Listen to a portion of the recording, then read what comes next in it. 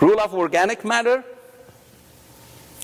you all know, any organic holds 5 times of its own weight in water. It has a small particle size, interact with clay mineral, makes organomineral complexes, mean aggregate will makes it. Increased cation exchange capacity, what does that mean? Capacity of the soil that can hold cation, calcium, magnesium, zinc, manganese, boron, all of these. So the more negatives, they hold the positives, is that right? So they're much more available. Sometimes actually they're like a chelate we can do. Buffering. What does? They don't change the pH, but buffering means some fields, you go there are lots of variation. The more organic matter you have, because their CEC is high, organic matter has actually CEC from 100 to 150, 200. So higher CEC, you buffer so the salt and other things won't have as much negative impact. That's called a buffering. There are sources of plant nutrient, such as nitrogen, phosphorus, potash, zinc, and iron. Again, if you have a good carbon, if you have a good organic matter, microbes proliferate. Their population goes high. When they work, any crop residue that you have, they make the best efficient nitrogen. They're almost sometimes 70–75% efficient. Industrial fertilizers, 50–55% efficient. Because they have salt index. These guys you don't make a salt index. Plus, you create natural cycling, which is in sustainable agriculture. That's the best. What does that mean? Microbes make organic residue change to what? Nitrate, nitrogen, and ammonium nitrogen. Okay? Nitrate, as you know, is a negative. Is that right? Negative, soil particles are negative. Negative and negative will do what? Distract. You may wash that down, But if you have high population of microbes, do you know what they do? They use that nitrate as protein. They call immobilization. When they use as a protein in their body, big fat guys like me, they die. Then they make the best carbon with carbon ratio of 10:1 when they die. Then they add to that sustainability of soil. So we call natural cycling. Mineralization, which microbes, fungi, bacteria, protozoa, make organic residue to nitrate, nitrogen, ammonium, nitrogen. Immobilization, when it's too much, they hold in their body so it doesn't go groundwater, it doesn't be wasted. Then you use that natural cycling. I've done 8 years study with sugar beet growers. I find as an average per acre, by second year, we save 30 pounds of nitrogen. And that nitrogen is 75% efficient. So I was able to do research with farmers, follow up, and save that for every farm. Okay. Humic substances we talked about. What are they? They are very complex organic matters. They are during the Cretaceous, Carboniferous. They're 300,000 years ago, 300 million years ago actually. When the ocean wind took all the trees and shrubs, went back, then some of the woods, big woods, trees, shrubs start decomposing. Microbes work on it. We call them humic substances. German scientists believe that they can interact with 50 elements in the periodic table. What does that mean? Mean they chelate things. That's what we use in agriculture. They use in environmental study for detoxification. So that's what grandma, grandpa, why all the time garden was healthy and good. They didn't have other things. They used to put good manure, good green manure crops and everything. So organic matter, the more it stays, the more active it gets. And again, humus holds 80–90% of its weight in moisture. The center, you have a high moisture. In that desertification that we did in the 71, we use this. That's what I learned about this humic substances, about from an old elder Now I take everybody, I go international talks, they say, I can't believe that he did. Yes, he used that in desert. He was growing onion in the desert with 4 inches of annual rainfall. It wasn't big onions, but enough that their family can survive, enough that he could sell, enough that they had plant climax there. That's what we learned from him, did the whole 400,000 hectares under his direction. Even there were lots of science all over the world. But anyhow, since they're talking in order to save, what humic substances will do? They have small particles. They interact with clay particles. One is we call organo-mineral complexes, make clay particles hold organic matter, create aggregate. Okay. Second, what they do chemically, they do chelation. Chemically, they have carboxyl group, phenol group, you don't need to know, amine group, they hold cations. So we call chelation. Another one is we call complexation, besides chelation, they hold them for a long, long time in a big area. When you complex something, have you heard that they call diffusion? When they're in the mass flow or diffusion, so it makes nutrient more available to the plants. They have biological activities because they're organic carbons. Microbes utilize organic carbons as an energy. So those are some of the important parts of these humic substances that I highly recommend in sustainable ag. In order to protect the ecology, we need to do that. So we went there. Okay, what happens when we apply that organic acids or organic matters that I showed you that we have? Actually, we were talking about. When the things are fixed, what mean in the soil, they go with all kind of heavy equipment most of the time. Potassium fixed, some of the other things are fixed. We come, we plow it, we do all cultural practices to do that. But the best thing when you have organic acids, they have a long chain molecule, like an octopus, millions of hands. They come and hold those nutrients. We call flocculation. They flocculate and they hold. So that's what we call chelate complex. Chelate complex. As a result, nutrients are much more available. That's what Alan was talking about, those grazing, what's happening there. Natural mineralization, immobilization. The livestock come and they push them there. And all the organic acids, they come from their urine and all. So these are naturally happens in habitat. Now, we induce that by adding organic acids. When I say acid, doesn't mean acid. They're acid radicals. They're actually functional organic carbons they do. This is what you do. If I put that in perspective, your normal clay, the best clay, cation exchange capacity, capacity of the soil can hold cation are 20 to 40. So in some study in Russia, in Germany, in Israel, they show cation exchange capacity of some of the organic acids are up to 250 to 500. What does that mean? So you have a lot in your bank account, so you can hold those nutrients. By holding nutrients for a long term, we create sustainability. That's what it comes from. We don't tie up things. We don't use extra things. Plants get what they need. To put that fast perspective, when we add this organic acids, functional carbon, what they do enhance absorption of macro and micronutrients, zinc, iron, manganese, nitrogen, phosphorus, potash. They make root growth. I've done lots of study with growers when they're planting potatoes, planting alfalfa seed. When we apply that, enhance the better root growth, healthy root growth, okay? Shoot development. Metabolic activities. Most of the plants, they use 30% of their energy, ATP, to metabolic activity. There's a study in Germany and Israel shows by adding organic acid, functional, we save that. So plants are much more healthier and they grow better. Okay?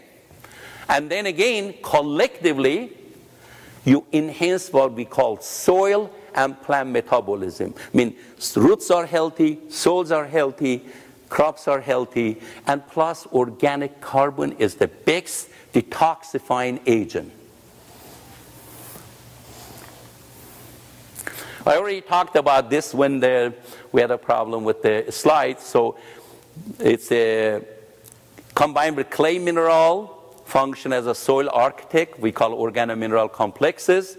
Chelation, ions are happily married. Mineralization is smart soil accountant. What does that mean? I told you, when mineralized, microbe works make you free nitrogen. And I call it positive cash flow.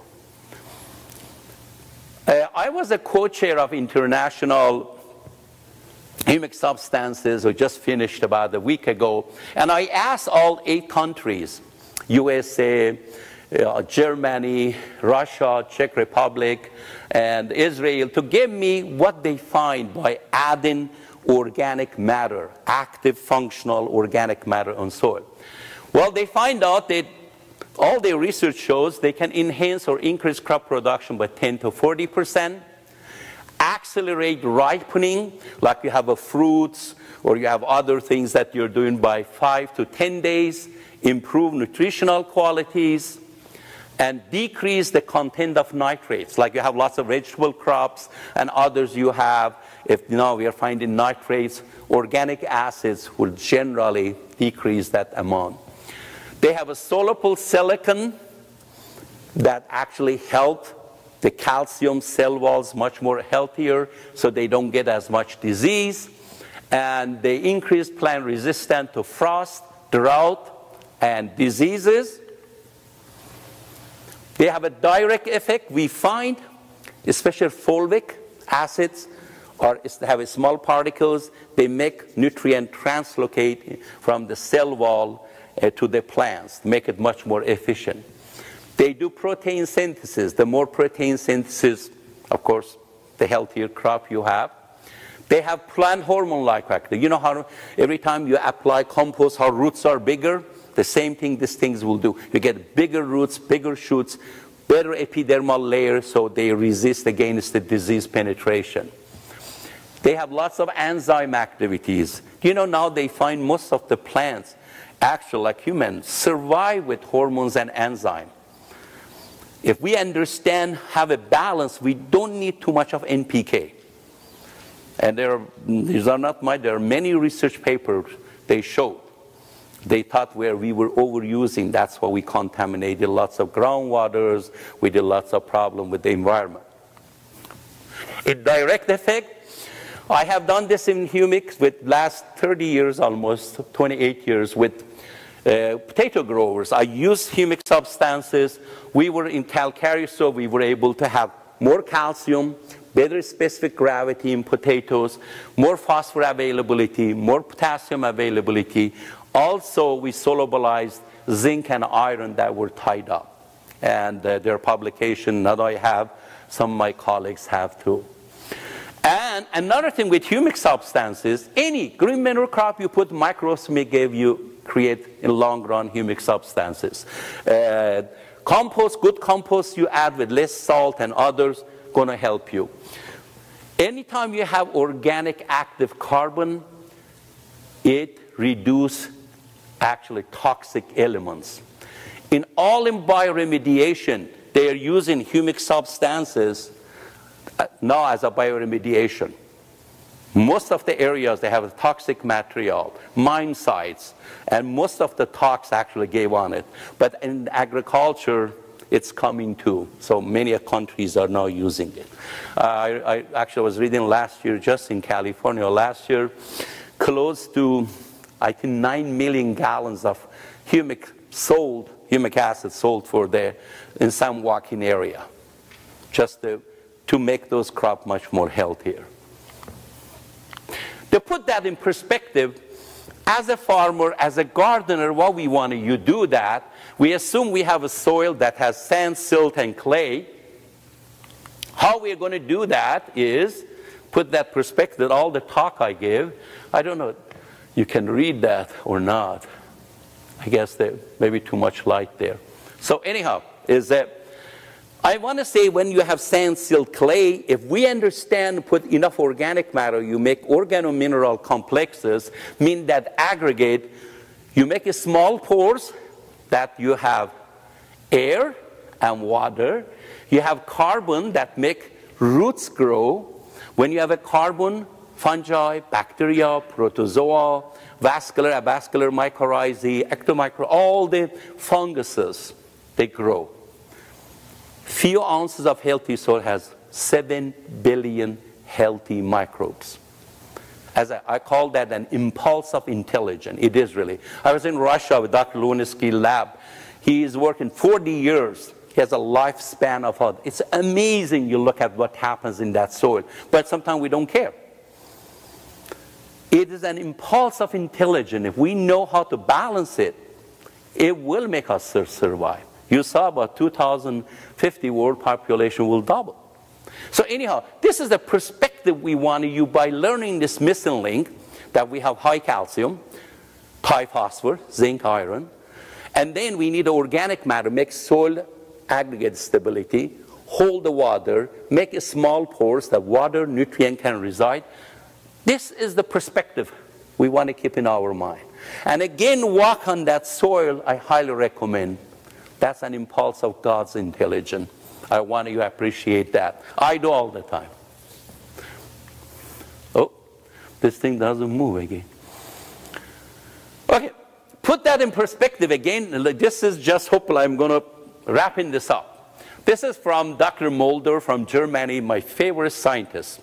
I spent almost half a day with this, working with different classes that I teach. But in soil, there are different interactions between macro and micronutrient, nitrogen, phosphorus, potash, zinc, iron, boron. There are more than 160 different interactions. Some of them are synergistic, some of them are antagonistic. Just give you one example. Looks like, we talk about calcium. Look at that. Okay, look at the calcium. See, calcium impact your manganese, your potassium, your iron, your magnesium, your boron, your zinc, your phosphor. That's just the one thing. But that's too much. It ties what you're going to do. How can we make that as a synergistic?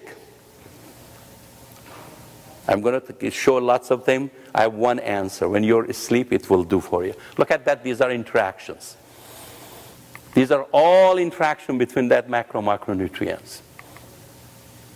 Okay? I don't want to confuse, but I have a point for it. This is real science, but how can you make that synergy instead of become antagonistic? One, understanding balance. Briefly, we talked about. Another thing is organic matter, organic matter, organic matter. So you have all these things going on. When you are asleep, if you have enough organic carbon, active carbon in soil, because their particle size are 2000 nanometer, because they flocculate, they chelate, they complex, what they do all these things for you. They buffer. That's what they do. So this is what I tell all the farmers we do, that applying more organic carbon, organic matter in the soil is the name of the game. It's a science. So instead of, you can hire 200 soil scientists. We may go charge you whatever, we know, but by just applying that, no matter what practices you have, you're in urban horticulture, you have greenhouse, but if you balance that and understand that, put organic matter, it's going to help you. So then in summary, again, when I said this, when you're asleep, if you apply organic matter, this is going to do for you. Going change everything from antagonistic, most of them to synergistic. Again, chelation, hold things together. Complexation, leave in a bank for a long time for you. Okay. Aggregate stability, microbial activity, detoxification, buffering, balancing. That's called sustainability. So organic matter will do that for you. Okay. And in summary, I can say healthy soil is an important factor protecting our water resources and food supply. Know your soil type, nutrient need. We talk about Idaho soil is calcareous, ties up what? Your nutrient. Double your phosphorus. I'm not saying doubling your phosphorus, but instead of doing that, generally we say that because most of the soil, the fertilizer they give 10, 10, 10. Here, if you were going to apply, you're going to apply 10, 20, 10 because we have high calcium. But instead of doing that, if you apply more organic matter, if you're lacking phosphorus, put it. Not you put organic matter, that will make more phosphorus available for you. Okay? Add chelated zinc and iron. In June, July, if you need, for lawn and garden, others, be sure you have that time. You apply zinc and iron. Phosphorus moves quarter of an inch in a season, so you need apply phosphorus if you're doing in the fall. And in order to bring pH down, add elemental sulfur. It won't work unless you add organic matter. Organic matter such as compost, humic substances increase soil ability to retain water and nutrient. We talk create strong aggregate stability, reduce or eliminate need for chemical, encourage healthy root system. I think that's all. But in a nutshell, I can say you is high calcium, ties phosphorus, zinc, and iron. You need to balance that and organic matter, organic matter, organic matter. And again, remember, soil is an impulse of intelligence. And that's what God has given us, and we need to protect that. With that, I'm done if there's any question. Thank you.